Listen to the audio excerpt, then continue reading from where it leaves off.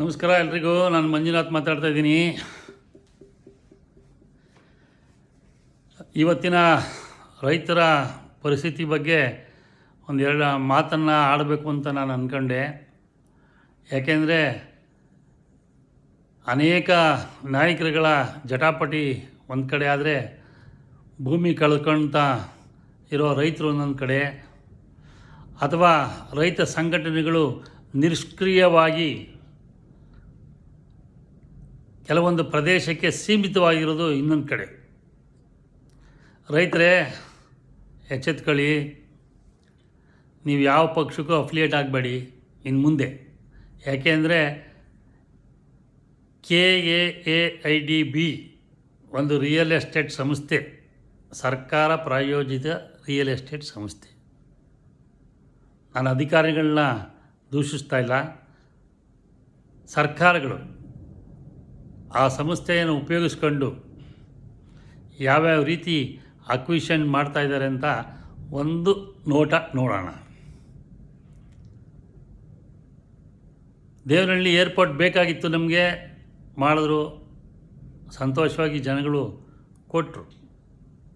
Somapura industrial area ಮಾಡಬೇಕಾಗಿತ್ತು, ಅವತ್ತು ಜನ ಕೊಟ್ಟರು. ಇಂಡಸ್ಟ್ರಿ ಬರಲಿ, ನಮಗೆ ಇಲ್ಲಿ ನಮ್ಮ ಮಕ್ಕಳಿಗೆಲ್ಲ ಕೆಲಸ ಸಿಗಲಿ ಅನ್ನೋ ದೃಷ್ಟಿಯಿಂದ ಕೊಟ್ಟಿರ್ಬೋದು 16 ವರ್ಷಗಳ ಹಿಂದೆ. ಅದಾದಮೇಲೆ ಎಕ್ಸ್ಟೆಂಡ್ ಆಗ್ತಾ ಬಂತು. ಸುಮಾರು NGTನಲ್ಲಿ ಹಲವಾರು ಕೇಸ್ ನಡೀತಾ ಇದೆ. ತಿಪ್ಪಕೊಂಡನಹಳ್ಳಿ ಕೆರೆ ಕಲುಷಿತವಾಗಿದೆ ದಾಬಸ್ಪೇಟೆ ಇಂಡಸ್ಟ್ರಿಯಲ್ ಏರಿಯಾದಿಂದ ಅಂತ ಹೇಳ್ಬಿಟ್ಟು ಕೇಸ್ಗಳು ನಡೀತಾ ಇದೆ. ನಾನು ಸಹ ಆ ಕೇಸ್ಗೊಂದು ಸತಿ ಹೋಗ್ಬಿಟ್ಟು ಬಂದೆ. ಹಾಗೆಯೇ ಲ್ಯಾಂಡ್ ಅಕ್ವೈಷನ್ ಅನ್ನೋ ಒಂದು ಭೂತ ಅಂತಲೇ ಹೇಳ್ಬೋದು. ಇದೇನಪ್ಪ ಆಗಿದೆ ಅಂದರೆ, ದೇವನಹಳ್ಳಿಲಾಯಿತು, ಚನ್ನರಾಯಪಟ್ಟಣದಲ್ಲಾಯಿತು, ರೈತರು ಅಲ್ಲಿ ಸೀಮಿತವಾಗಿ ಹೋರಾಟ ಮಾಡಿದ್ರು, ಫೇಲ್ ಆಯಿತು. ಅಥವಾ ಅಲ್ಲೇನಪ್ಪ ಆಯಿತು ಅಂದರೆ ಸ್ವಲ್ಪ ಫೇಲು ಆಯಿತು, ಸಕ್ಸಸ್ಸು ಆಯಿತು. ಕೆಲವೊಂದು ಬುದ್ಧಿಜೀವಿಗಳು, ಕೆಲವೊಂದು ಹಿರಿಯರು ಹೋಗಲ್ಲಿ ಸ್ವಲ್ಪ ಸರ್ಕಾರದ ಮೇಲೆ ಒತ್ತಡ ತಂದರು, ಕೆಲವೊಂದು ರೈತರ ಜಮೀನಲ್ಲಿ ಉಳ್ಕಂತು. ಇನ್ನು ಬೆಳವಂಗ್ಲ ಹೋಬಳಿ ಬಂದರು, ದೊಡ್ಡಬಳ್ಳಾಪುರ ತಾಲೂಕು, ಅಲ್ಲಿಗಾಗಲೇ ಹೋರಾಟಗಳು ಆಗ್ತಾಯಿದೆ. ಆದರೂ ಸಹ ಕೆಲವೊಂದು ಹಳ್ಳಿಗಳಲ್ಲಿ ಹೋಯ್ತು. ದೊಡ್ಡಮಂಗ್ಲಾಳ ಹೋಯ್ತು, ಚಿಕ್ಕಮಂಗ್ಲಾಳ ಹೋಯ್ತು, ಮುಗೇನಹಳ್ಳಿ ಹೋಯ್ತು, ಹುಲ್ಕುಂಟೆ ಹೋಯ್ತು, ಜೋಯಿಸ್ ನಗರ ಹೋಯ್ತು. ಇದೆಲ್ಲ ಅಕ್ವಿಷನ್ ಆಗಿ ಅದು ಪ್ರೋಸೆಸ್ ನಡೀತದೆ. ಹಾಗೆ ಕೊಡಗಳ್ಳಿ ಪಂಚಾಯಿತಿ ನೆಲಮಂಗಲ ತಾಲೂಕು ಬಂತು. ಕೊಡಗಳ್ಳಿ ಪಂಚಾಯಿತಿ, ಇಡೀ ಪಂಚಾಯಿತಿ KADBಗೆ ಹೋಯ್ತು. ಇಡೀ ಪಂಚಾಯಿತಿಯಲ್ಲಿ ಒಂದೂರು ಸಹ ಉಳಿದಿಲ್ಲ. ಬಳಗೆರೆ ಹೋಯ್ತು, ಕೆಂಚನಪುರ ಹೋಯ್ತು, ಗೋರಘಟ್ಟ ಹೋಯ್ತು, ಕೊಡಗಳ್ಳಿ ಹೋಯ್ತು, ಹತ್ಕುಂಟೆಪಳ್ಳಿ ಹೋಯ್ತು, ಬಳಗೆರೆ ಹೋಯ್ತು, ಎಲ್ಲ ಹೋಯ್ತು. ಇನ್ನು ಈ ಕಡೆ ಬಂದರೆ ಹನುಮಂತಪುರ ಹೋಯ್ತು, ಕೆರೆಕತ್ತಿಗ್ನೂರು ಹೋಯ್ತು, ಕೋಡಳ್ಳಿ ಹೋಯ್ತು, ಇವೆಲ್ಲ ಹೋದು. ಇನ್ನು ಹಳೆ ಸೋಮಪುರ ಏನಿತ್ತು ಅದು ಇಂಡಸ್ಟ್ರಿಯಲ್ ಏರಿಯಾ ಇದೆ. ಇನ್ನು ಹಾಗೆ ಬಂದರೆ ಬಿಡದಿ ಹೋಯ್ತು. ಹಾಗೆ ಇನ್ನೊಂದು ಸ್ವಲ್ಪ ಮುಂದೆ ಆನೇಕಲ್ ಹೋಯ್ತು. ಬೆಂಗಳೂರಿನ ಮಹಾಜನತೆ ನೀವು ತಿಳ್ಕೊಳ್ಳಿ, ಈ ಭಾಗದಲ್ಲೇ ನಿಮ್ಗೆ ಒಳ್ಳೆ ಗಾಳಿ ಬರ್ತಾ ಇದ್ದಿದ್ದು, ಈ ಭಾಗದಿಂದಲೇ ನಿಮಗೆ ತರಕಾರಿ ಬರ್ತಾ ಇದ್ದಿದ್ದು, ಈ ಭಾಗದಿಂದಲೇ ನಿಮಗೆ ಹಣ್ಣುಗಳು ಬರ್ತಾ ಇದ್ದಿದ್ದು. ಇವತ್ತು ನೋಡಿ, ಇನ್ನು 5 ವರ್ಷ ಹೋದ್ಮೇಲೆ ಒಂದು ಟೊಮೊಟೊ KGಗೆ 400 ರೂಪಾಯಿ ಆಗುತ್ತೆ, 400 ರೂಪಾಯಿ ಆಗುತ್ತೆ. ಒಂದು ಬೀನ್ಸು 300 ರೂಪಾಯಿ ಆಗುತ್ತೆ. ಯಾಕೆ ಅಂತಂದರೆ, ನೀವು ತಿಳ್ಕೊಂಡಿದ್ದೀರಿ ನಮಗೂ ಇದಕ್ಕೂ ಸಂಬಂಧ ಪಡಲ್ಲ ಅಂತ. ಕಾವೇರಿ ನೀರು ಕುಡಿತೀರಿ, ಕಾವೇರಿ ಹೋರಾಟಕ್ಕೆ ಬರಲ್ಲ ಬೆಂಗಳೂರು ಜನ. ಬೆಂಗಳೂರು ಸುತ್ತಮುತ್ತ ಗಾಳಿ ಕುಡಿತೀರಿ, ಬೆಂಗಳೂರು ಸುತ್ತಮುತ್ತಲ್ಲಿ ಮರಗಳು, ಲಕ್ಷಾಂತರ ಮರಗಳು ಕಡಿತಾರೆ. ನೀವು ಯಾರು ತಣ್ಣಗೆ ಬೆಚ್ಚಗೆ ನಂದು GBA, ನಂದು ಆ ವಾರ್ಡು ಈ ವಾರ್ಡು ಅಂದ್ಕೊಂಡು ಸುಮ್ಮನಿದ್ದೀರಿ. ಇವತ್ತು ಬೆಂಗಳೂರಿನಲ್ಲಿ ದೇಶದಲ್ಲೇ ನಂಬರ್ 1 ಕ್ಯಾನ್ಸರ್ ಸೆಂಟ್ರ್ ಆಗಬಹುದು ಮುಂದೆ ಫ್ಯೂಚರಲ್ಲಿ.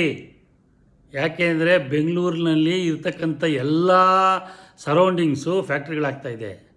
ಕೆಮಿಕಲ್ ಫ್ಯಾಕ್ಟ್ರಿಗಳು ಬರ್ತಾಯಿದೆ.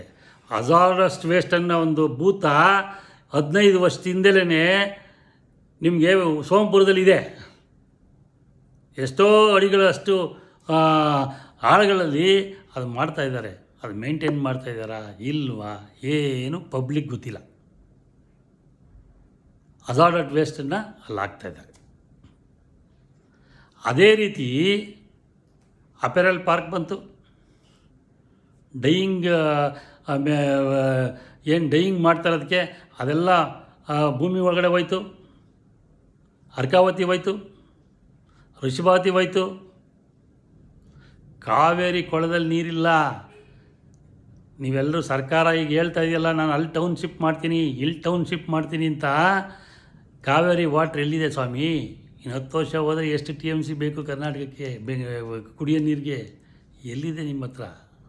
ಸೋರ್ಸಸ್ ಇಲ್ಲ. ಯಾಕೆ ಮಾಡ್ತೀರಿ? ಎಲ್ಲಿ ಅವಶ್ಯಕತೆ ಇದೆ ಟೌನ್ಶಿಪ್ ಅಲ್ಲಿ ಮಾಡಿ, ಎಲ್ಲಿ ಅವಶ್ಯಕತೆ ಇದೆ ಅಲ್ಲಿ ನೀವು ಫ್ಯಾಕ್ಟ್ರಿಗಳನ್ನ ಮಾಡಿ. ಇವತ್ತು ರೈತರು ಜಮೀನು ಪಡೆಯೋಕ್ಕೆ ಪಾವಗಡಕ್ಕೆ ಹೋಗ್ತಾರೆ. ನಾವು ಜಮೀನನ್ನ ಅಲ್ಲಿ ಕೊಂಡ್ಕೊಂಡು ವ್ಯವಸಾಯ ಮಾಡೋಕ್ಕೆ ಇಲ್ಲಿಂದ ಜನ ಹೋಗ್ಬದಲು ಸರ್ಕಾರನೇ ಪಾವಗಡಕ್ಕೆ ಹೋಗಿದ್ದರೆ ಅಲ್ಲಿ ರೈತರು ಆರಾಮಾಗಿ ಜಮೀನು ಕೊಡ್ತಾಯಿದ್ರು. ಅಲ್ಲಿ ಇನ್ಫ್ರಾಸ್ಟ್ರಕ್ಚರ್ ಕ್ರಿಯೇಟ್ ಮಾಡ್ಬೋದಾಗಿತ್ತು.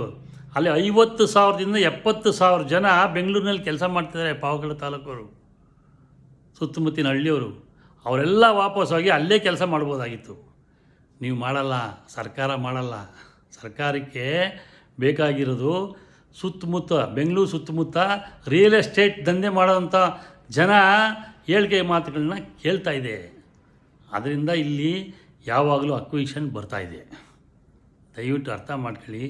ಯಾವ ಫ್ಯಾಕ್ಟ್ರಿ ಓನರ್ಗೆ 5 ಎಕರೆ ಬೇಕಂದರೆ 10 ಎಕರೆ ಕೊಡ್ತಾರೆ, 10 ಎಕರೆ ಬೇಕಾದ್ರೆ 20 ಎಕರೆ ಕೊಡ್ತಾರೆ. ನಾನು ಒಂದು ಉದಾಹರಣೆ ಹೇಳ್ತೀನಿ. BPL ಫ್ಯಾಕ್ಟ್ರಿ ಇದ್ದಿದ್ದು 5 ಎಕರೆಯಲ್ಲಿ, ಅವ್ರಿಗೆ ಕೊಟ್ಟಿದ್ದು 100 ಎಕರೆ. 50 BPL ಫ್ಯಾಕ್ಟ್ರಿಯಲ್ಲಿದೆ. ನೆಲಮಂಗಲದಲ್ಲಿ BPL ಫ್ಯಾಕ್ಟ್ರಿಯಲ್ಲಿದೆ. ಅವರೆಲ್ಲ ಮಾರ್ಕೊಂಡ್ರು, ಹೋದರು. ಇವತ್ತು ಇದೇ ಆಗೋದು, ಮುಂದೇನೂ ಇದೇ ಆಗೋದು. BPL ಫ್ಯಾಕ್ಟ್ರಿಲಿ ಎಷ್ಟು ಜನಕ್ಕೆ ಕೆಲಸ ಕೊಟ್ಟರು? ಕೆಲಸ ಕೊಡಲಿಲ್ಲ. ಅವ್ರ ಫ್ಯಾಕ್ಟ್ರಿ ಇದ್ದಿದ್ದು 5 ಎಕರೆಯಿಂದ 6 ಎಕರೆ. ಅವ್ರಿಗೆ ಕೊಟ್ಟಿದ್ದ ಜಮೀನು 100 ಎಕರೆ. ಅವತ್ತು ಕಳ್ಕೊಂಡಿದ್ದು ರೈತರು 2.5 ಲಕ್ಷಕ್ಕೆ 1 ಎಕರೆ ಜಮೀನು ಕಳ್ಕೊಂಡಿದ್ದು. ಇವತ್ತು ಅವ್ರು ಕೂಲಿ ಮಾಡ್ತಾಯಿದ್ದಾರೆ.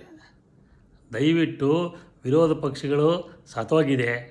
ವಿರೋಧ ಪಕ್ಷಗಳಲ್ಲಿ ಏನು ದಮ್ಮಿಲ್ಲ, ಕೇಳೋಕ್ಕೆ ಅವ್ರಿಗೆ ಮುಖ ಇಲ್ಲ. ಯಾಕೆಂದರೆ ಅವರಿರುವಾಗಲೂ ಅಕ್ವಿಷನ್ ಮಾಡಿದ್ರು, JDS ಅಲ್ಲಿರುವಾಗಲೂ ಅಕ್ವಿಷನ್ ಮಾಡಿದ್ರು, ಕಾಂಗ್ರೆಸ್ ಇರುವಾಗಲೂ ಅಕ್ವಿಷನ್ ಮಾಡಿದ್ರು. ರೈತರೇ, ನಿಮ್ಮದೇ ಅಂತ ಒಂದು ಸ್ವಂತ ಪಾರ್ಟಿ ಕಟ್ಟುವಂಥ ಒಂದು ಯೋಚನೆನ ಮಾಡಿ.